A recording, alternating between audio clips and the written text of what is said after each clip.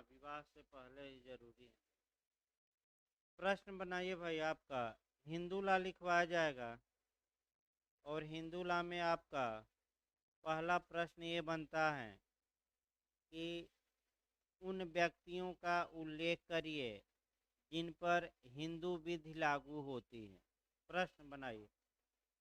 हाँ, पहला। ये पहला क्वेश्चन हिंदू ला का लिखवाया जा रहा है। फिर एक बार सूचना दी जाए ऑनलाइन वालों को, ये हिंदू ला का पहला क्वेश्चन लिखवाया जा रहा है। प्री के लिए ये सब लिखवाया जा चुका है। ये जो क्वेश्चन लिखवाया जा रहा है मेंस के लिए लिखवाया जा रहा है। प्रश्न बनाइए। उन व्यक्तियों का उल्लेख करिए जिन पर हिंदू विधि लागू होती है। उन व्यक्तियों का उल्लेख करिए जिन पर हिंदू विधि लागू होती है। आप लिख करके दूसरी भाषा में लिखिए। हिंदू कौन है, इसकी व्याख्या करिए। हिंदू कौन है, इसकी व्याख्या करिए। दूसरा मॉडल आपका ये बन सकता है कि हिंदू कौन है, इसकी व्याख्या करिए।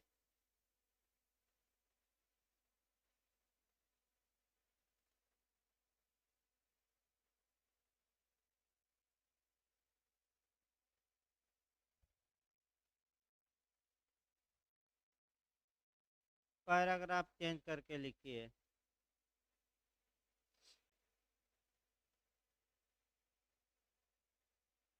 हिंदू विधि एक स्वयं विधि है, यानी कि इसको पर्सनल लॉ कहते हैं। हिंदू विधि एक स्वयं विधि है। स्वयं यानी कि निजी, निजी यानी कि व्यक्तिगत, व्यक्तिगत का मतलब हुआ पर्सनल लॉ। हिंदू विधि एक स्वयं विधि है जो केवल हिंदुओं पर लागू होती है,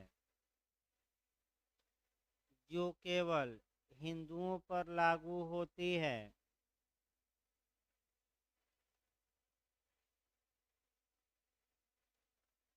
अतः अतः हिंदू कौन होगा, अतः हिंदू कौन होगा,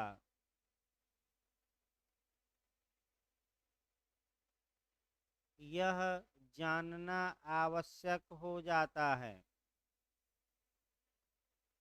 यह जानना आवश्यक हो जाता है।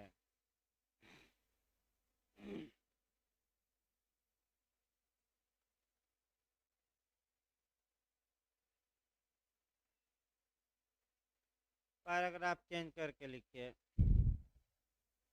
मुस्लिमों के भारत आगमन के पूर्व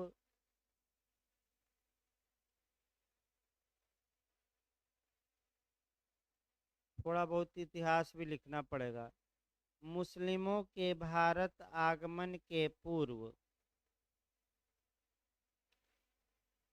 भारतवर्ष में रहने वाले व्यक्तियों को हिंदू कहा जाता था। भारतवर्ष में रहने वाले व्यक्तियों को हिंदू कहा जाता था।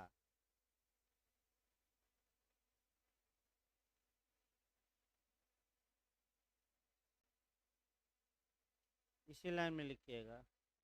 मुस्लिम काल में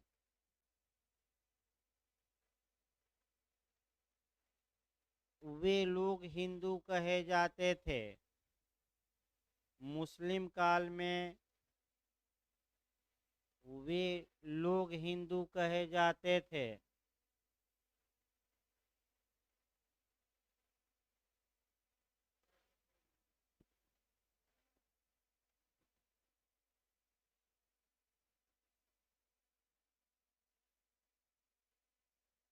वे लोग हिंदू कहे जाते थे जो हिंदू धर्म को मानते थे वे लोग हिंदू कहे जाते थे।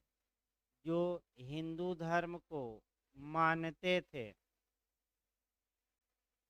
माने मुस्लिम काल में।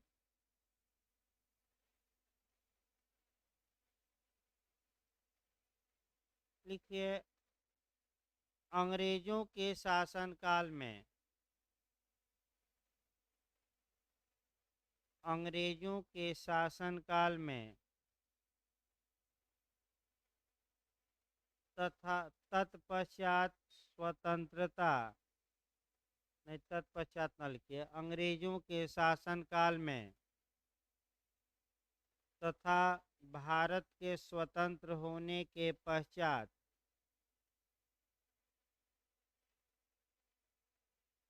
तथा भारत के स्वतंत्र होने के पश्चात अनेक कानून पारित किए गए। अनेक कानून पारित किए गए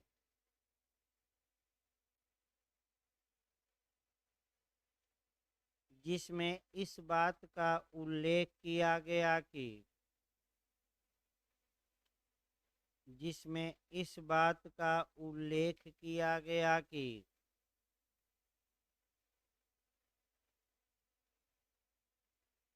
हिंदू विधि किस पर लागू होगी।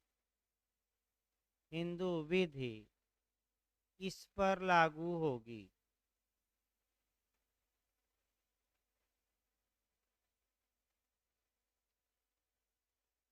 पैराग्राफ चेंज करके लिखिएगा। हिंदू विवाह अधिनियम 1955 की धारा 2। पैराग्राफ चेंज करके लिखेगा। हिंदू विवाह अधिनियम 1955 की धारा 2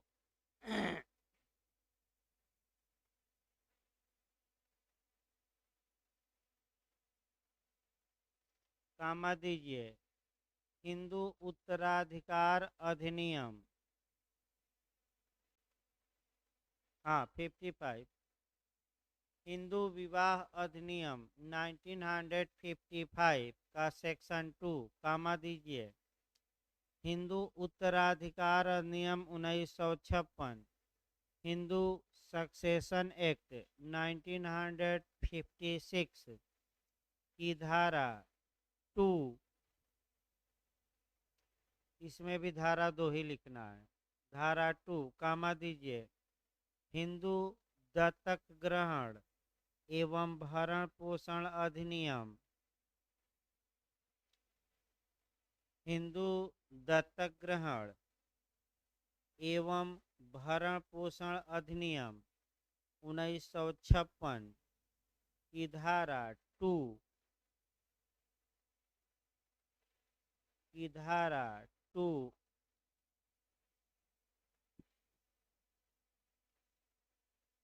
तथा हिंदू अवयस्कता एवं संरक्षकता अधिनियम तथा हिंदू अवयस्कता एवं संरक्षकता अधिनियम 1956 की धारा 3 लिखना यहाँ की धारा 3 में उन व्यक्तियों का उल्लेख किया गया है जिन पर ये कानून लागू होंगे। उन व्यक्तियों का उल्लेख किया गया है जिन पर ये कानून लागू होते हैं।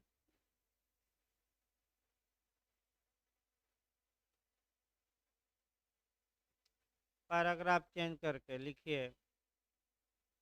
उपरोक्त कानून निम्नलिखित व्यक्तियों पर लागू होते हैं। उपरोक्त कानून ने सब कुछ समाहित करके लिखना है एक में, सभी कानूनों को। उपरोक्त कानून निम्नलिखित व्यक्तियों पर लागू होते हैं। फर्स्ट लिखिए, वहीं फर्स्ट सेकंड थर्ड करके लिखिएगा।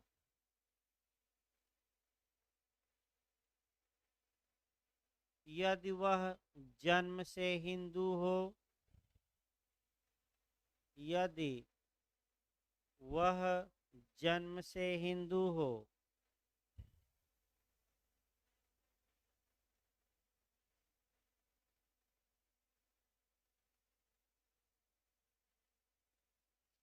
पैराग्राफ चेंज करके लिखिए। यदि किसी शिशु के माता तथा पिता दोनों, यदि किसी शिशु के माता तथा पिता दोनों हिंदू हो, तो वह शिशु हिंदू माना जाएगा। यदि किसी शिशु के माता तथा पिता दोनों हिंदू हो, तो उस शिशु को हिंदू माना जाएगा। पैराग्राफ चेंज करके लिखिए। मोपाना बाई, मोपाना केस लिखना है। मोपाना बाई वर्सेज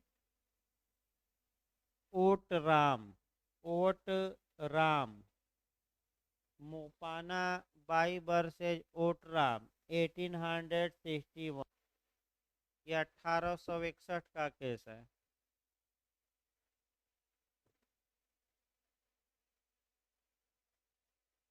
देखिए, प्रस्तुत मामले में यह निर्णय दिया गया कि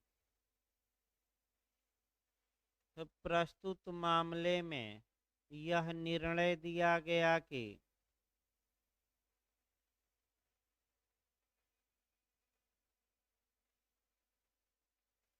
यदि माता या पिता में से कोई एक हिंदू हो,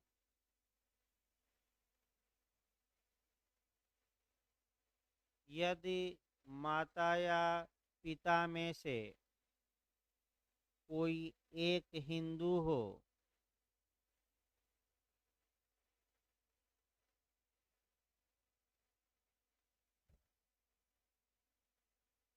तो ऐसी दशा में यदि शिशु का पालन पोषण, तो ऐसी दशा में यदि शिशु का पालन पोषण हिंदू धर्म के रीति रिवाजों के अनुसार हुआ हो, यदि शिशु का पालन पोषण हिंदू धर्म के रीति रिवाजों के अनुसार हुआ हो, तब उस शिशु को हिंदू माना जाएगा, तब उस शिशु को हिंदू माना जाएगा।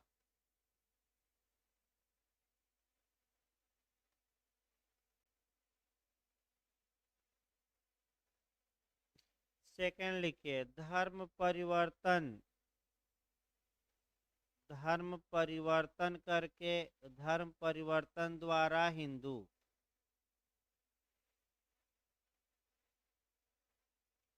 धर्म परिवर्तन द्वारा हिंदू,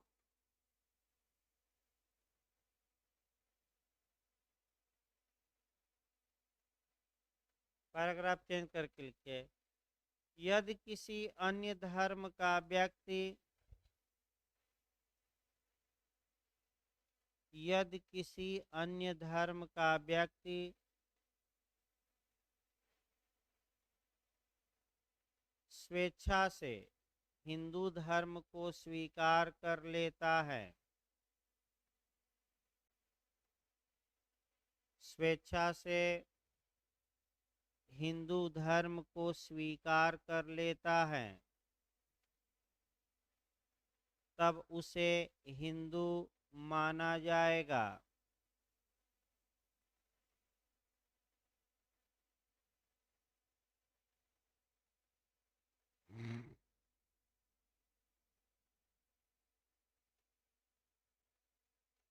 केस लिखिए। पेरूमल वर्सेज पुन्नू स्वामी। पेरूमल वर्सेज पुन्नू स्वामी। पेरूमल बनाम पुन्नू स्वामी। AIR 1971 supreme court. AIR 1971 supreme court.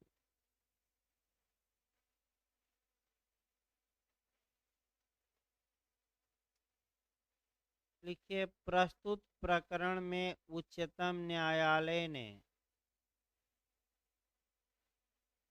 प्रस्तुत प्रकरण में उच्चतम न्यायालय ने यह सिद्धांत प्रतिपादित किया कि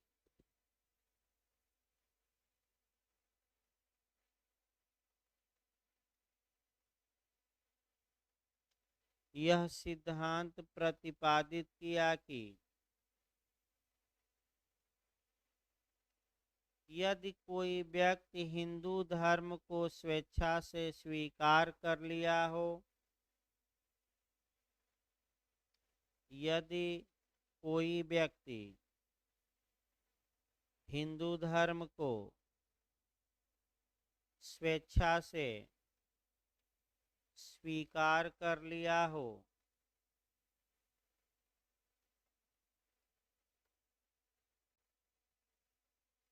और हिंदुओं ने उसे अपने धर्म का सदस्य मान लिया हो, और हिंदुओं ने उसे अपने धर्म का सदस्य मान लिया हो,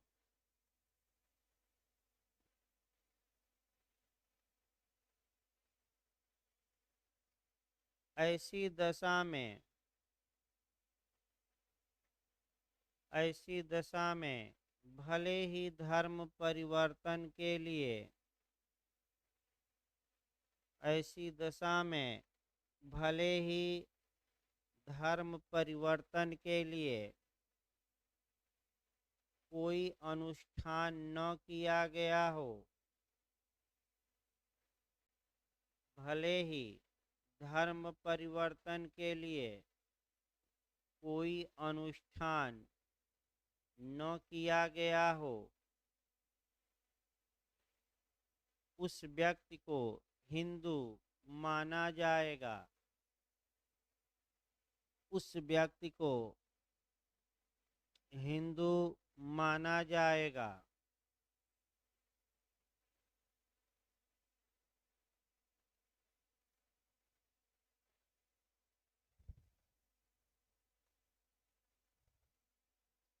अगला केस लिखिए। मोहनदास बनाम देवासन बोर्ड। केस अगला लिखिए। मोहनदास बनाम देवासन बोर्ड। AIR 1975 supreme court. हाँ, देवासन देवासन। मोहनदास बनाम देवासन बोर्ड। AIR 1975 supreme court.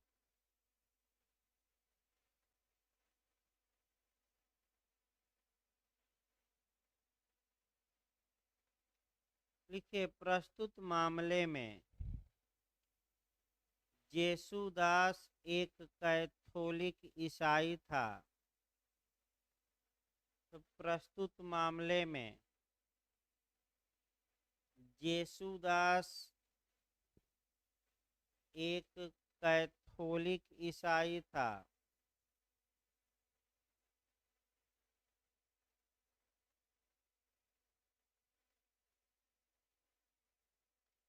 वह मंदिरों में भक्ति के गीत गाता था। वह मंदिरों में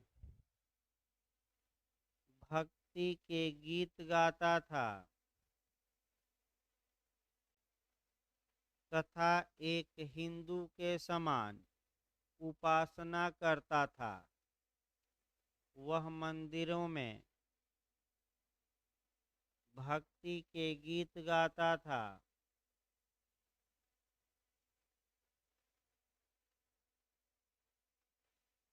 और हिंदू के समान उपासना करता था।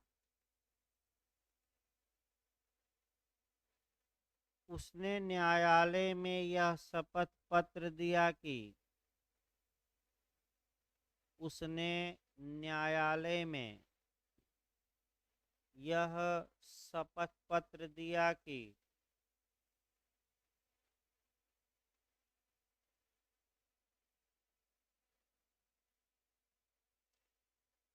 मैं घोषणा करता हूँ कि मैं हिंदू हूँ। कामा देकर लिखिएगा कि मैं घोषणा करता हूँ कि मैं हिंदू हूँ।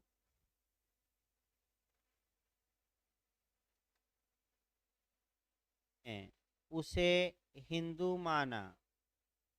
न्यायालय ने उसे हिंदू माना।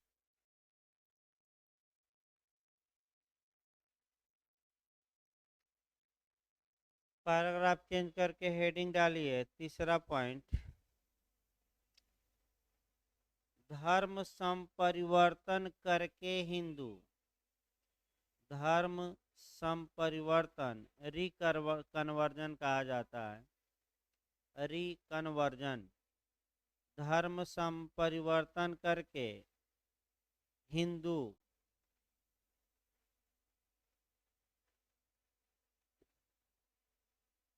लिखिए पैराग्राफ चेंज करके।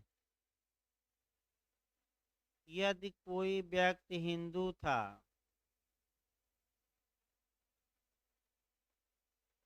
यदि कोई व्यक्ति हिंदू था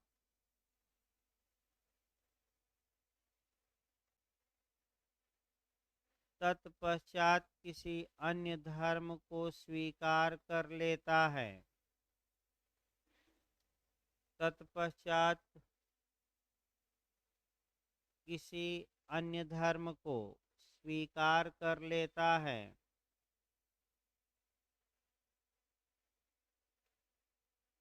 तथा पुनः हिंदू धर्म को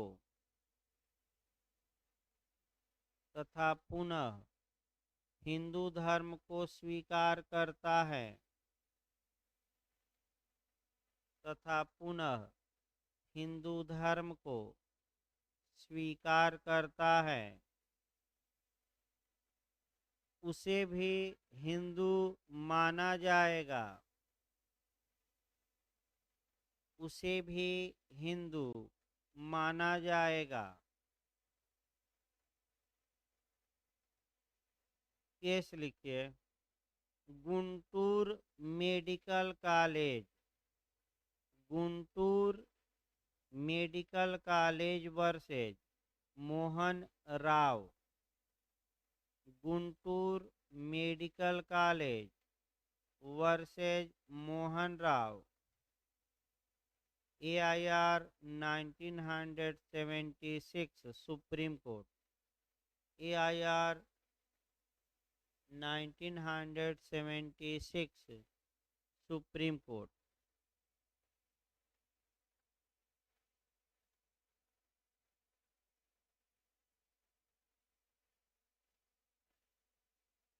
लिखिए, प्रस्तुत मामले में एक हरिजन ईसाई बन गया था।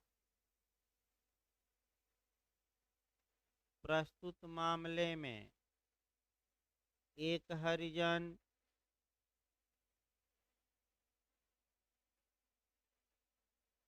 ईसाई बन गया था।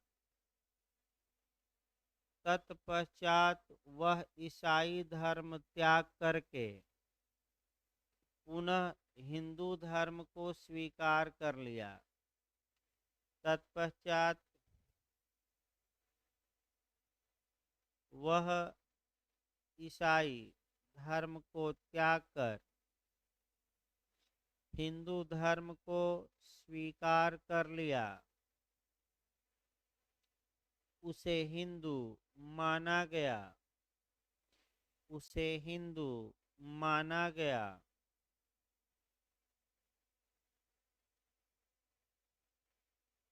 पैराग्राफ चेंज करके लिखिए। अब पैराग्राफ चेंज कर लीजिएगा। हिंदू धर्म के किसी भी रूप, पैराग्राफ चेंज करके लिखिएगा। हिंदू धर्म के किसी भी रूप या विकास के अनुसार हिंदू धर्म के किसी भी रूप या विकास के अनुसार जिसके अंतर्गत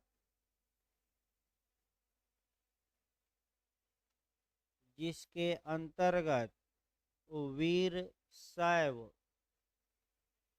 जिसके अंतर्गत वीर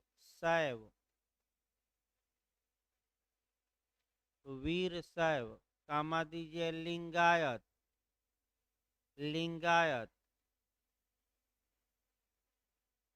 कामा दीजिए ब्रह्म समाज,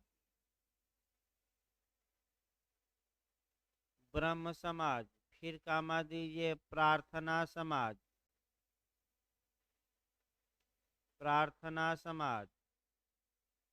या आर्य समाज के अनुयायी हों या आर्य समाज के अनुयायी हों, उन्हें भी हिंदू माना जाएगा।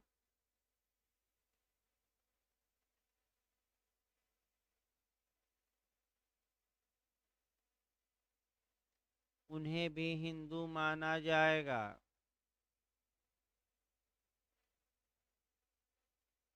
इसी लाइन में लिखिएगा। यदि कोई व्यक्ति जो धर्मतः बौद्ध, जैन या सिख हो, यदि कोई व्यक्ति जो धर्मतः बौद्ध, जैन या सिख हो, उसे भी हिंदू माना जाएगा।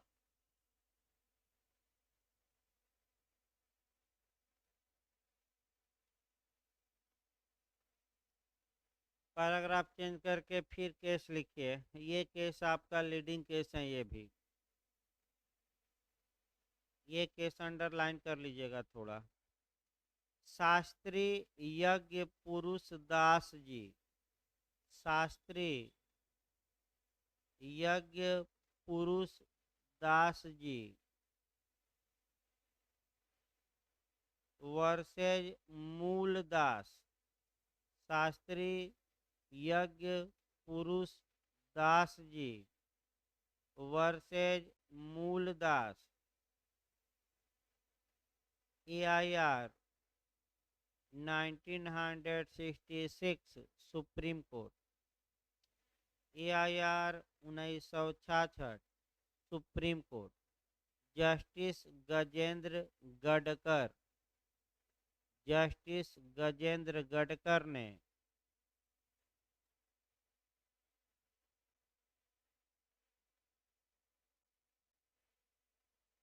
हिंदू कौन होगा इस पर प्रकाश डालते हुए यह कहा कि हिंदू कौन होगा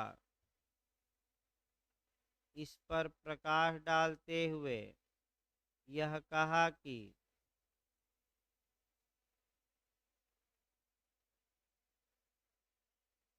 जो व्यक्ति वेदों में विश्वास करता है,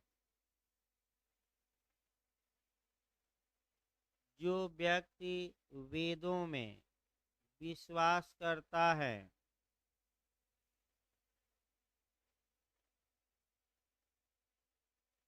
अर्थात यह मानता है कि, अर्थात लगाकर लिखिएगा, अर्थात यह मानता है कि धार्मिक एवं दार्शनिक मामलों में वेद सर्वोपरि हैं।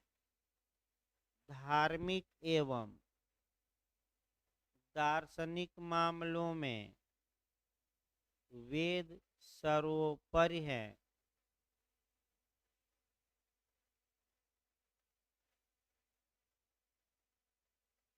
खड़ी पैदे कर लिखिएगा। वेदों को आदर के साथ ग्रहण करना, फुल स्टॉप देकर लिखिएगा।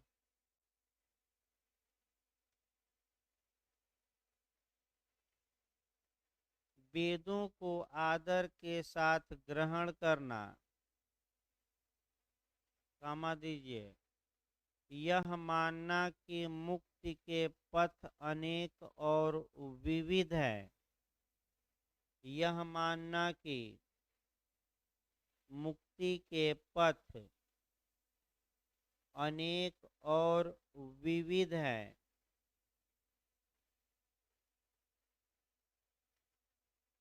कामा दीजिए, और यह समझना कि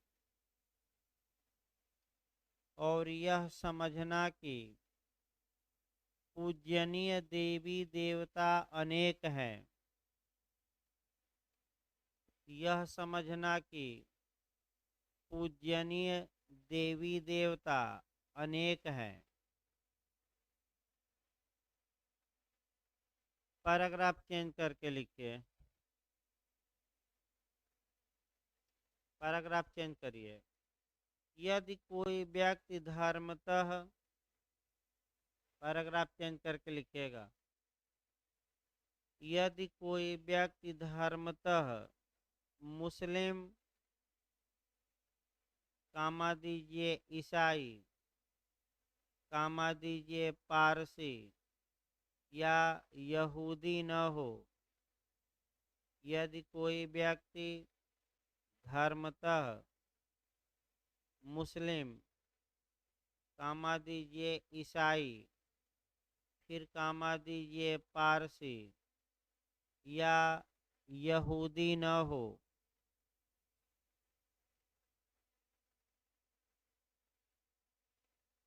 तब उसे हिंदू माना जाएगा।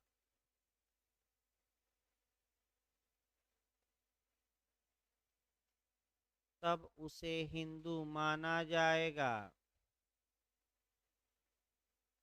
चाहे वह किसी भी वेश या परिवेश या देश में क्यों न हो। चाहे वह किसी भी वेश या परिवेश या देश में क्यों न हो।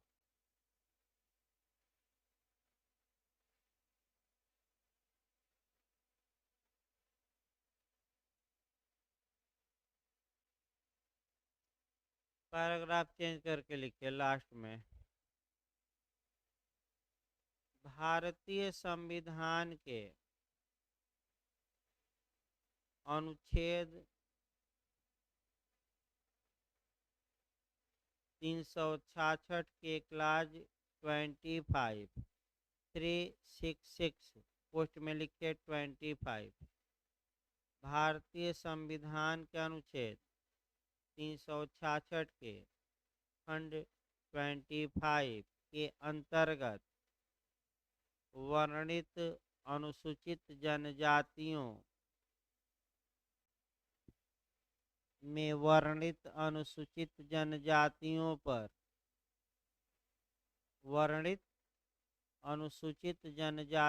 पर उपर्युक्त अधिनियम लागू नहीं होते।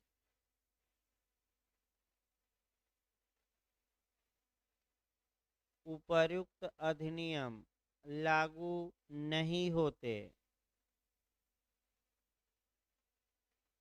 लेकिन केंद्रीय सरकार अधिसूचना जारी करके इन्हें लागू कर सकती है।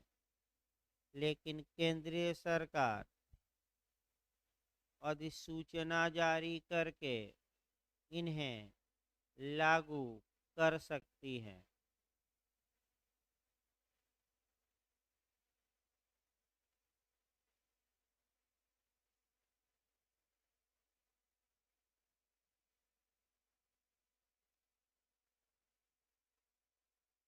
पर अब अगला क्वेश्चन बनाइए।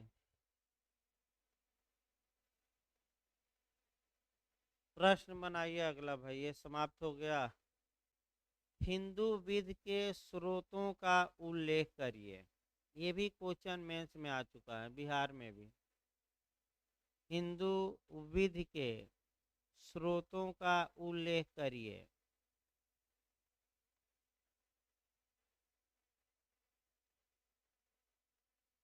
अब्राहम बनाम अब्राहम का वो भी केस है पुराना, उसी में लिख सकते हैं। वैसे आपका ये मैंने केस लिखवाया गया संपरिवर्तन, अब्राहम का भी लिख सकते हैं।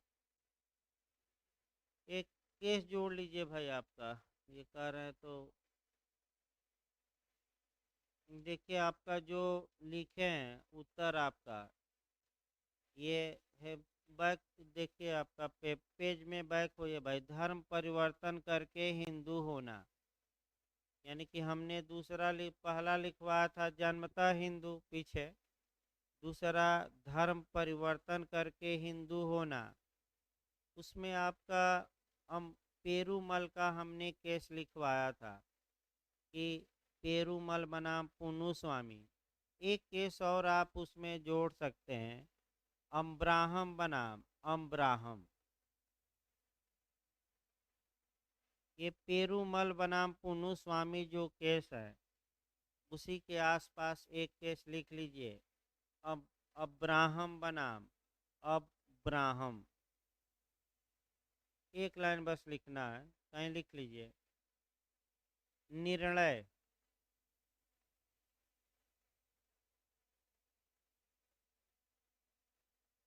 ठीक है। हिंदू शब्द जन्म से हिंदू,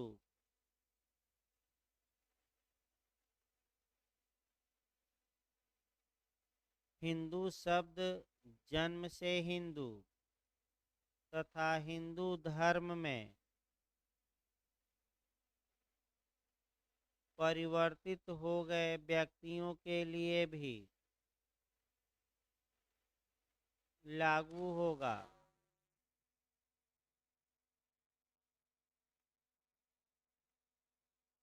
हिंदू धर्म में परिवर्तित हो गए व्यक्तियों के लिए भी लागू होगा।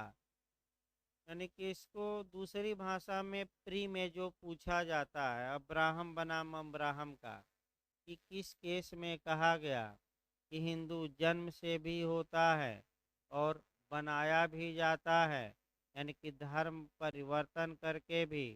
तो ये सही बात है कि जो पुराना केस है हम ब्राह्म बनाम हम ब्राह्म का ही।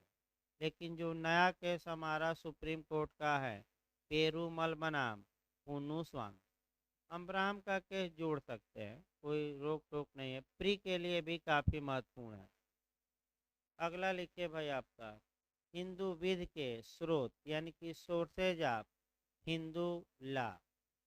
लिखिए पैराग्राफ चेंज करके, उत्तर लिखिए। हिंदू विधि के स्रोत का तात्पर्य यह है कि हिंदू विधि के स्रोत का तात्पर्य यह है कि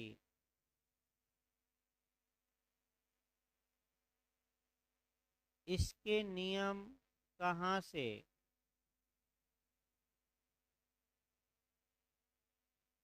इसके नियम कहाँ से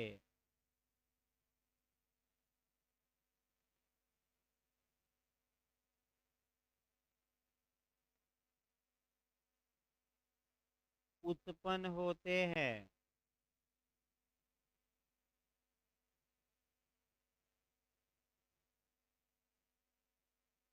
उत्पन्न होते हैं। पैराग्राफ चेंज करके लिखे, हिंदू विद के स्रोतों को, हिंदू विद के स्रोतों को दो वर्गों में बांटा गया है।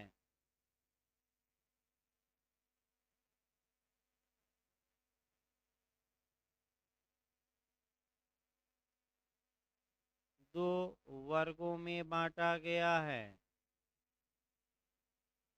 फर्स्ट लिखिए प्राचीन स्रोत,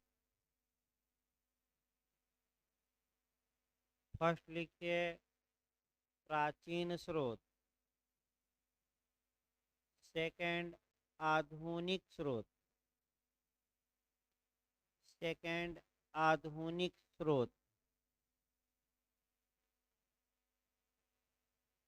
लिखिए पैराग्राफ चेंज करके, हेडिंग डाल लीजिए प्राचीन स्रोत, हिंदू विद के प्राचीन स्रोत।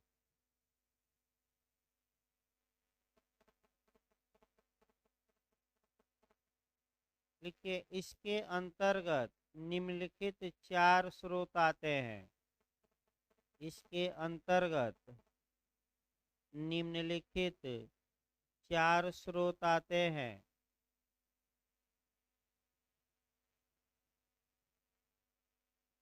फर्स्ट लिखिए श्रुति, फर्स्ट लिखिए श्रुति। सेकंड लिखिए स्मृति, सेकंड लिखिए स्मृति। थर्ड लिखिए भाष्य एवं निबंध,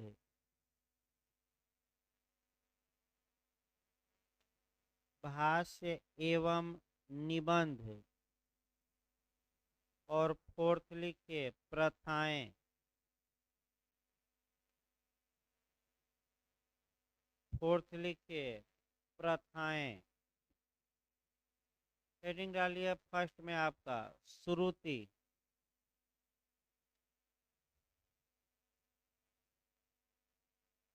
श्रुति।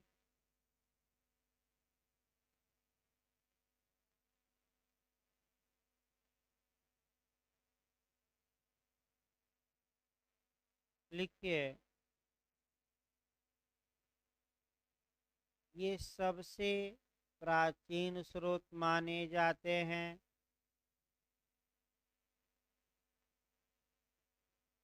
ये सबसे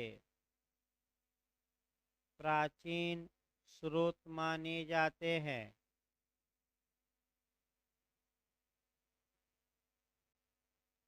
श्रुति का शाब्दिक अर्थ होता है श्रवण किया हुआ। श्रुति का शाब्दिक अर्थ होता है श्रवण किया हुआ।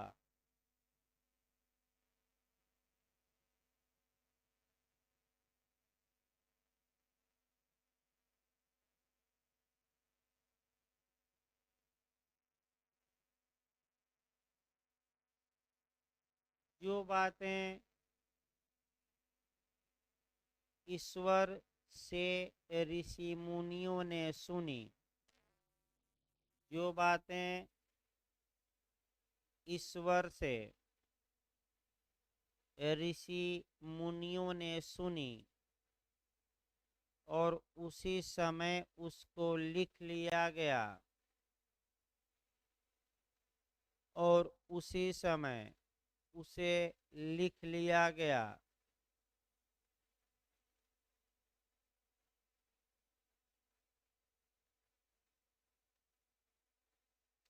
इसके अंतर्गत 4 वेद तथा 6 वेदांग आते हैं।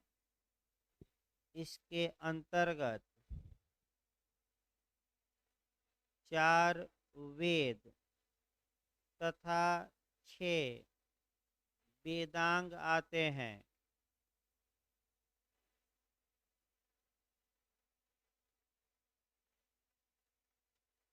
वेदों में मुख्यतः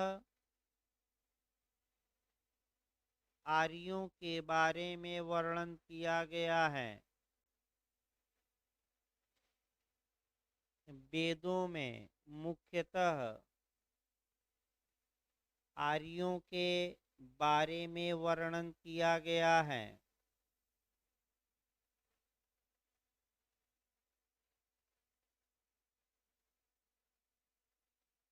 चार वेद निम्नलिखित हैं।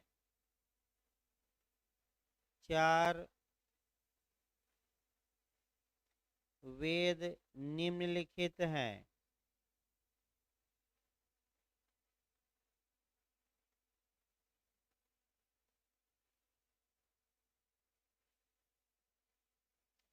फर्स्ट लिखिए ऋग्वेद। ऋग्वेद लिखिए, इसमें दो दो लाइन केवल लिखना है। देखिए, यह सबसे प्राचीन वेद माना जाता है। यह सबसे प्राचीन वेद माना जाता है। इसमें वैदिक देवताओं की स्तुतियों का वर्णन किया गया है। इसमें वैदिक देवताओं की स्तुतियों का वर्णन किया गया है। इसमें वैदिक देवताओं की स्तुतियों का वर्णन किया गया है।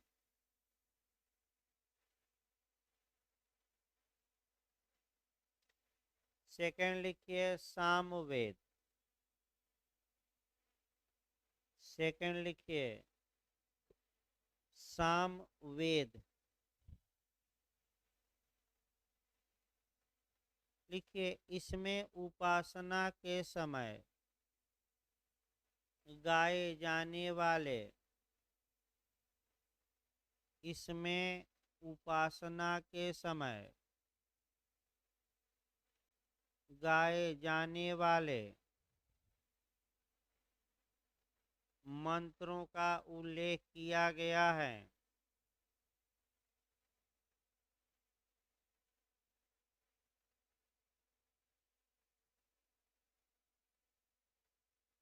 अतः इसे गीत वेद भी कहा जाता है। अतः इसे गीत वेद भी कहा जाता है।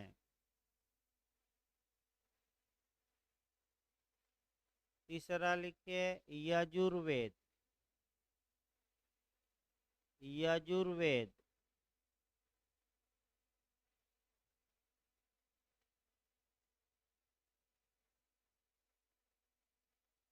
इसमें यज्ञ अनुष्ठान बलि इसमें यज्ञ अनुष्ठान बलि इत्यादि के नियमों का वर्णन किया गया है। इसमें यज्ञ अनुष्ठान बलि इत्यादि के नियमों का वर्णन किया गया है। इसे यज्ञ वेद भी कहा जाता है। यज्ञ वेद इसे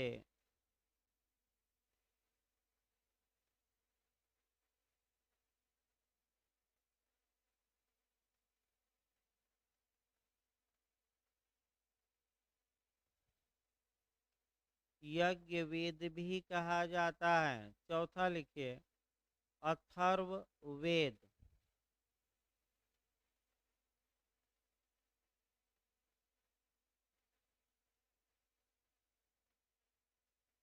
लिखिए, इसमें विज्ञान से संबंधित विभिन्न मंत्रों का उल्लेख किया गया है।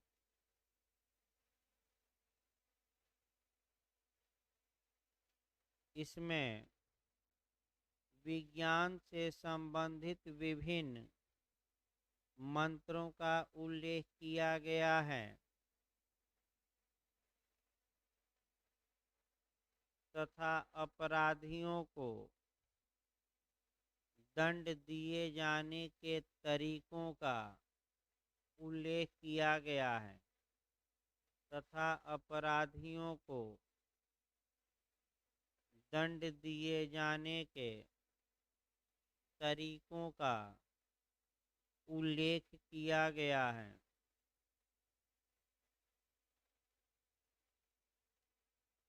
इसे विज्ञान वेद भी कहा जाता है।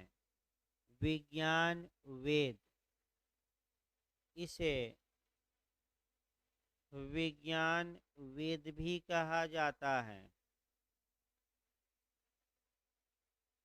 पैराग्राफ चेंज करके लिखिए।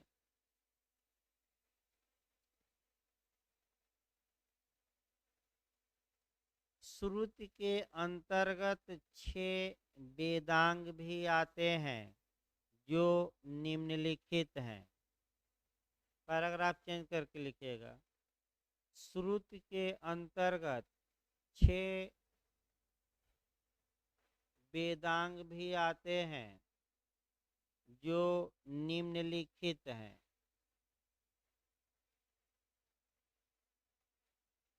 फर्स्ट लिखिए कल्प, क आधा ल प, कल्प। फर्स्ट लिखिए कल्प।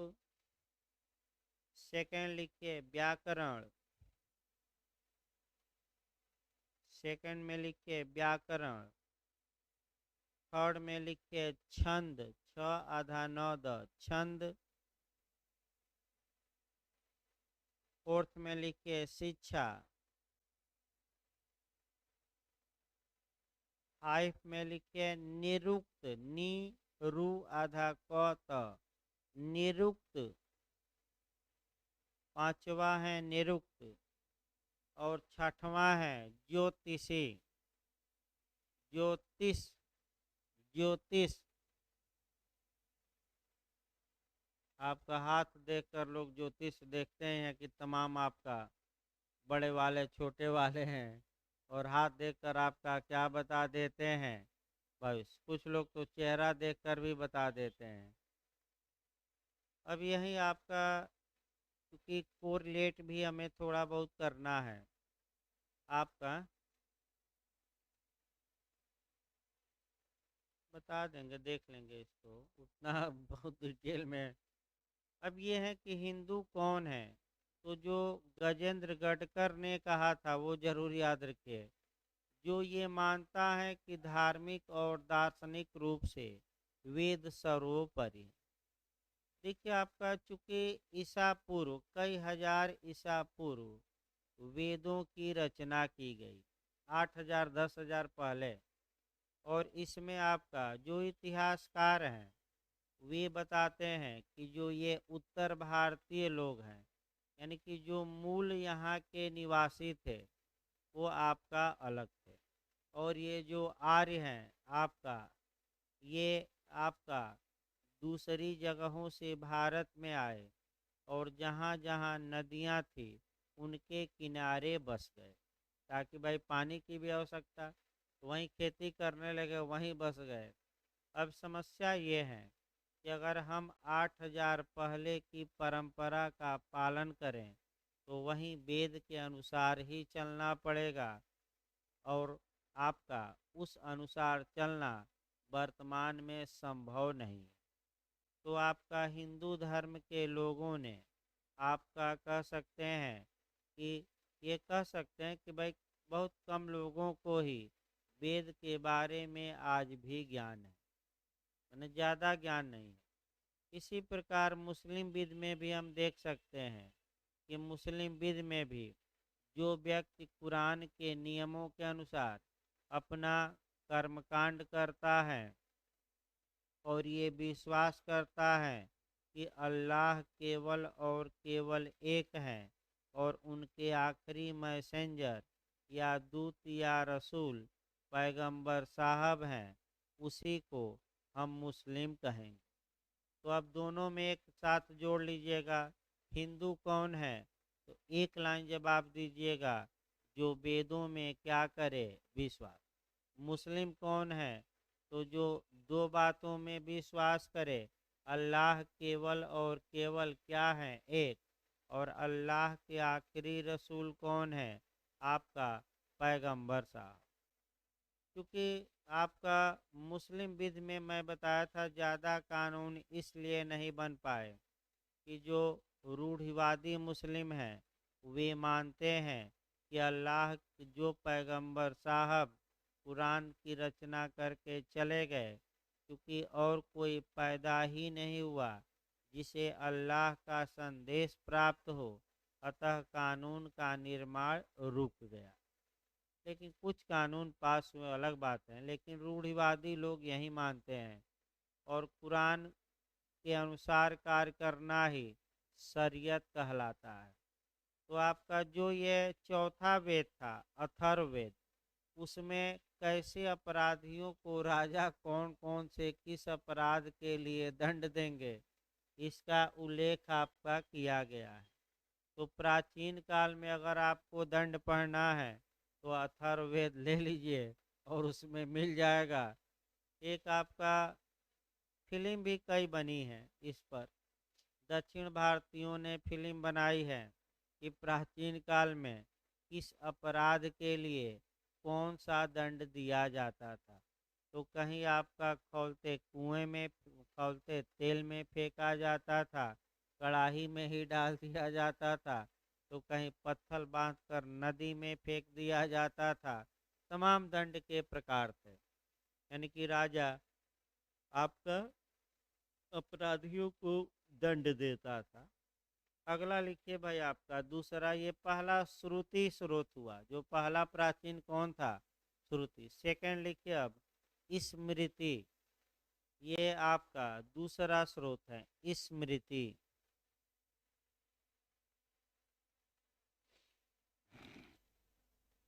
लिखिए, इसका शाब्दिक अर्थ होता है स्मरण। इसका शाब्दिक अर्थ होता है स्मरण।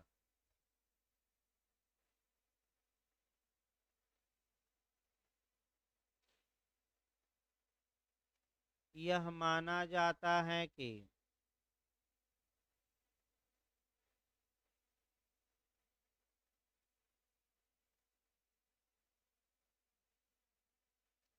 यह माना जाता है कि ये बातें भी ईश्वरीय हैं। ये बातें भी ईश्वरीय हैं।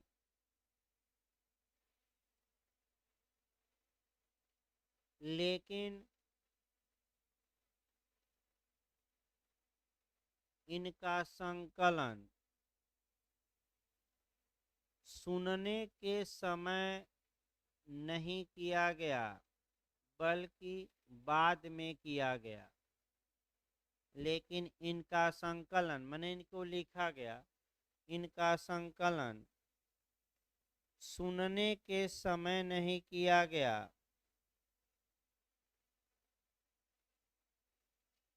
बाद में किया गया।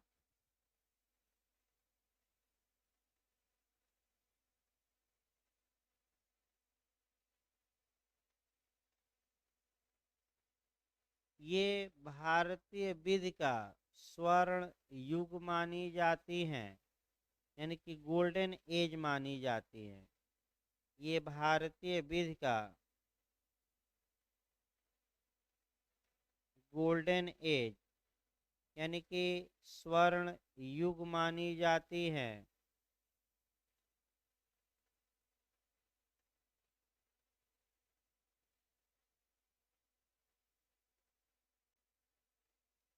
इनमें इतिहास तथा पुराण आते हैं। इनमें इतिहास तथा पुराण आते हैं। इन्हें दो वर्गों में बांटा गया है।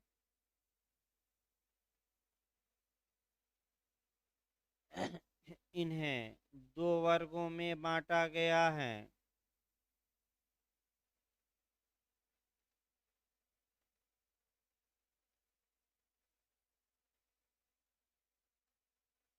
और स्मॉल ए में लिखिएगा पूर्व स्मृतियाँ। पूर्व स्मृतियाँ पोस्ट में लिख लीजिएगा धर्म सूत्र। इसको धर्म सूत्र भी कहा जाता है, धर्म सूत्र।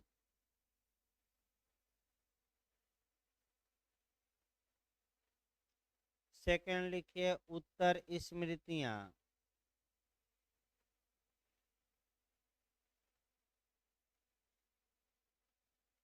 उत्तर स्मृतियाँ इसे कहा जाता है धर्म शास्त्र।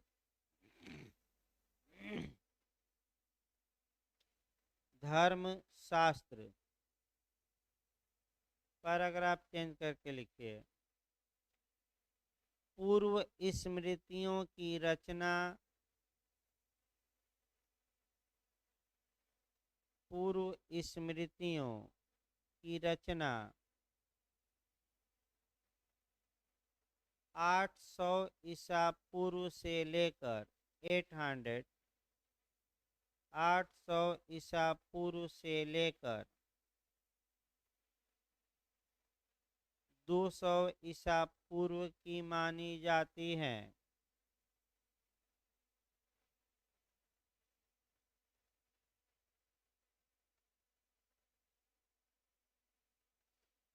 200 ईसा पूर्व की मानी जाती हैं। ये मानव निर्मित है तथा गद्य में लिखी गई हैं। ये मानव निर्मित है तथा गद्य में लिखी गई हैं।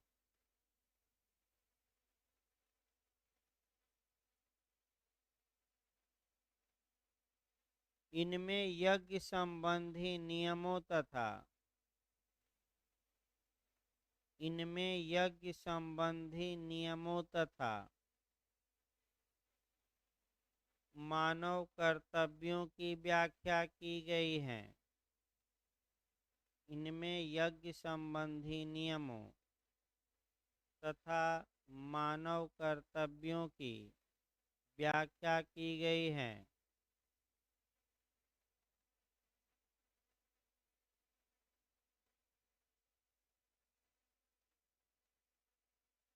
इसके प्रमुख सूत्रकार इसके प्रमुख सूत्रकार गौतम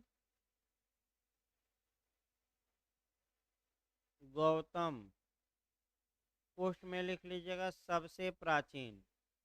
ये सबसे प्राचीन सूत्रकार हैं गौतम, कामा दीजिए बौधायन। बौधायन कामा दीजिए वशिष्ठ। वशिष्ठ हरित कामा देकर लिखे हरित इत्यादि हैं। हरित इत्यादि हैं। पैराग्राफ चेंज करके लिखिए उत्तर स्मृतियों की रचना। पैराग्राफ चेंज करके लिखिएगा उत्तर स्मृतियों की रचना पद्य में की गई है।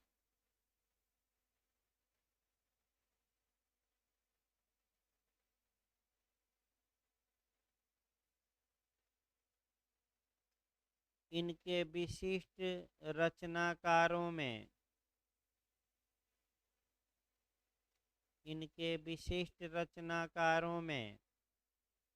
मनु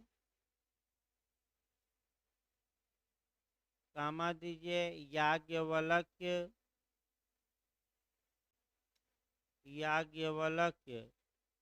कामा दीजिए नारद इत्यादि हैं।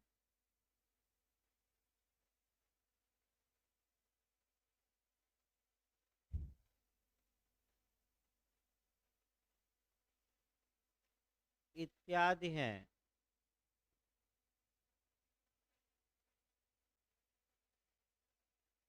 और कात्यायन भी लिख सकते हैं। नारद, कात्यायन जोड़ सकते हैं एक नाम, कात्यायन इत्यादि हैं।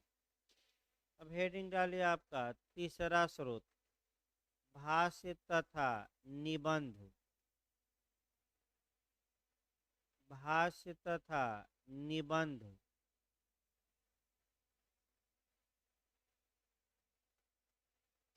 यानी कि इसको कमेंट कहते हैं। कल लिखवाया जाएगा इसको। अब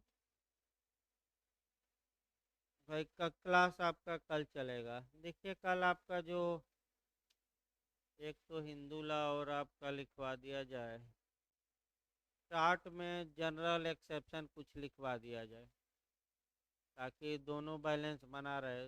जनरल एक्सेप्शन कुछ पढ़ाया गया है, तो कुछ नहीं भी पढ़ाया गया वो भी एक दो लिखवा दिया जाए ताकि ज़्यादातर आपका मैंने हो जाए लिखवाने का कार्यक्रम, ताकि अगले हफ्ते से थोड़ा स्पीड बढ़ाया जाए सोमवार से, क्योंकि भाई एग्ज़ाम भी सिर पर अब सवार हो रहा है धीरे धीरे। जैसे यूपीजे में चला था, फिर वही नीति अपनानी पड़ेगी आपका। मैंने फिर वही नीति आपका अपनानी पड़ेगी बिहार इत्यादि के लिए।